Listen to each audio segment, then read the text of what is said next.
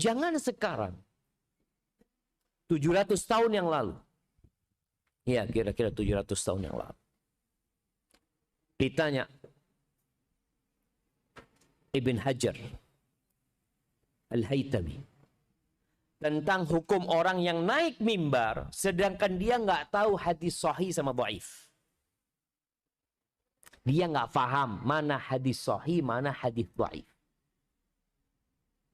Hukumnya gimana? Boleh dia naik mimbar Jumat?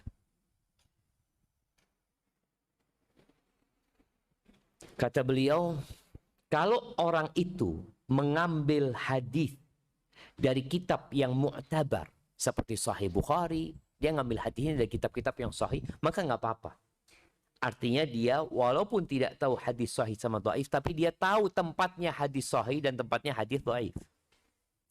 Jadi dia ngambil dari kitab yang sahih, maka nggak apa-apa. Tapi kalau dia sembarangan, pokok ada kitab dia baca, pokok ada ya artikel yang dikirim dia akan baca, maka nggak boleh. Dan pemerintah wajib melarang orang ini. Wajib dilarang. Makanya sekarang MUI kalau nggak salah sedang melakukan sertifikasi dai. Karena memang nggak semua orang boleh naik mimbar. Nggak boleh. Itu akan berbahaya. Akan menyesatkan manusia. Ada seorang yang pernah berpidato di atas mimbar. Dia seorang orator. Membuat yang hadir meneteskan air mata. Dia sedang menceritakan sebuah cerita dalam sebuah hadis. Terakhir, ketika dia meriwayatkan hadisnya mengatakan, Rawahu Ibnul Jauzi fil Mawdu'at. Diriwayatkan oleh Ibnul Jauzi dalam kumpulan hadis-hadis palsu. Gimana coba? Orang ini nggak tahu kalau al-mawdu'at itu artinya kumpulan hadis-hadis palsu. Dalam bayangan dia, karena maudu itu artinya judul ya juga ya. Judul, tema itu maudu juga. Karena orang ini nggak paham, nggak punya ilmu, dia lihat ya Allah ceritanya bagus-bagus dalam kitab ini tadi. Itu palsu semuanya. Ini berbahaya. Dapat menyesatkan manusia. Dan seringkali anak hadir di sebuah masjid, mendengarkan khotib ceramah, hadis ini la aslalahu. Nggak ada asalnya, mau dicari di buku mana nggak ketemu. Bukunya para ulama hadis. Contohnya, An-Nadhafatu minal Iman. Di kitab apa An-Nadhafatu minal Iman itu ada siapa? Atau hadis utrubul ilma walau bisin, tuntutlah ilmu. Qala Rasulullah sallallahu alaihi wasallam, utrubul ilma walau bisin, tuntutlah ilmu walau ke negeri Cina. Nemu di endi hadis itu? Nemu di mana hadis itu? Tapi karena memang dia sekedar orator. Membuat, oh bagus, penceramanya bagus. Itu yang terjadi yang disebutkan oleh Ibnu Mas'ud. Telah tiba zamannya. Kathirun khutaba'u. Banyak oratornya, penceramanya banyak. Bahkan ada lomba. Diadakan lomba dai cili atau lomba penceramah ya. Diadakan lomba. Sekedar orang pintar ceramah, pintar ngomong bisa. Kathirun su'alu. Akan datang masa itu banyak orang yang bertanya. Qalilun mu'tu. Yang bisa jawab sedikit. Mau tanya kemana? Di satu kampung yang jumlah kakaknya kadangkala anggap 100 kakak. Belum tentu di situ ada ustadz yang dapat menjadi kerujukan masyarakat untuk bertanya masalah agama. Di satu desa belum tentu ada. Tapi tukang ceramahnya ada. Setiap khutbah Jumat selalu ada yang ceramah.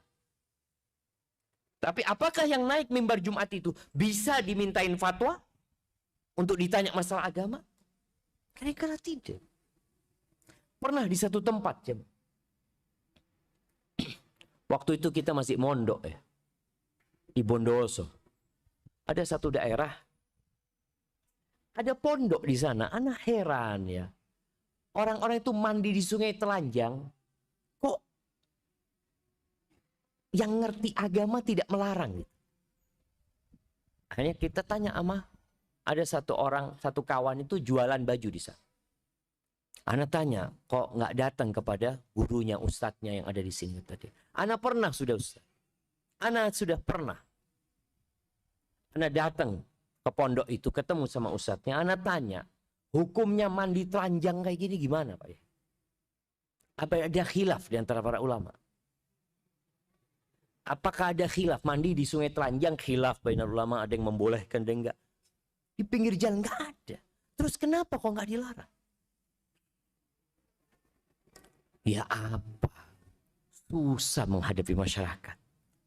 Nanti saya ditinggalkan sama masyarakat. Hadza alladhi qala Ibnu Katsir. Al-hawa fihi qa'idul amal. Hawa nafsu itu yang memandu orang beramal. Dia beramal itu bukan karena lillah, bukan karena wahyu yang membimbingnya, tapi karena hawa nafsu dia. Sehingga dia takut ditinggalkan masyarakat, takut dikucilkan masyarakat. Wah jamaah subhanallah. Ana pernah waktu di Madinah ketemu sama beberapa kawan dari negeri yang lainnya. Yang dia datang ke Madinah. Dia tanya, apakah Syafiq, inti kalau pulang nanti yang inti pelajari ini akan antum sampaikan. Kata dia, ya gimana ini yang anak pelajari dan anak merasa ini sebuah kebenaran, anak akan sampaikan.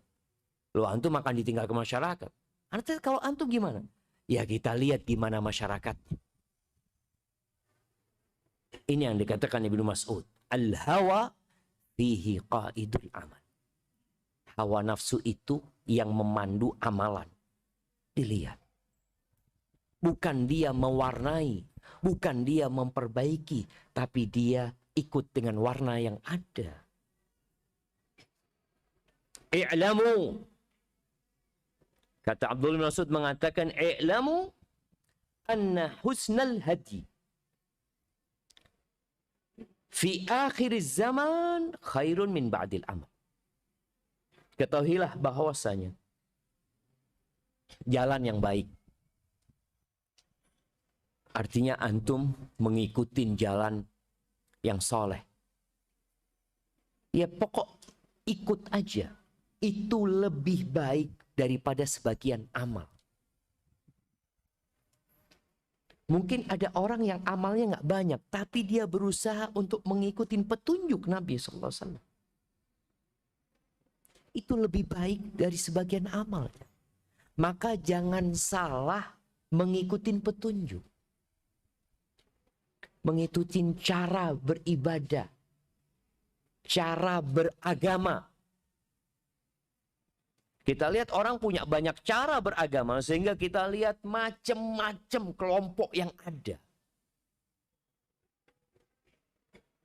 Terus kita gimana? Antum ikut yang biasa-biasa aja. Tidak usah yang berlebih-lebihan. Ikut bagaimana beragamanya Rasul Sallallahu Alaihi Wasallam. Jadi kita perlu menjaga hati kita jemaah untuk meniti jalan yang baik. Baik. Di sini disebutkan Al-Hafidh Ibnu Hajar, beliau mengatakan bahwasanya ucapan Abdullah bin Mas'ud ini tidak mungkin dari pendapatnya beliau. Karena beliau bicara tentang sesuatu yang gaib. Tentang sesuatu yang akan datang. Pasti beliau mendapatkan ini dari Nabi SAW. Artinya hukumnya hukum marfu. Oleh karena itu Abdullah bin Mas'ud, beliau benar-benar berusaha untuk memperbaiki tata cara beragama beliau. Untuk menjadi contoh yang baik di masyarakat. Untuk menjadi teladan yang baik dalam beragama. Itu lebih baik daripada sebagian amal. Dan ini dilakukan oleh Abdullah bin Mas'ud radhiyallahu ta'ala anhu. Dan bicara as-samtul hasan, yaitu penampilan yang baik ya orang itu dari sisi. Jadi kalau bicara hadyu ini yang batin kita, karakter kita yang di luar, tapi ya afan yang di dalam. Tapi kalau bisa as-samt ini ya gaya luarnya, penampilannya, bagaimana kelakuan dia, itu termasuk yang perlu diperhatikan sama kita.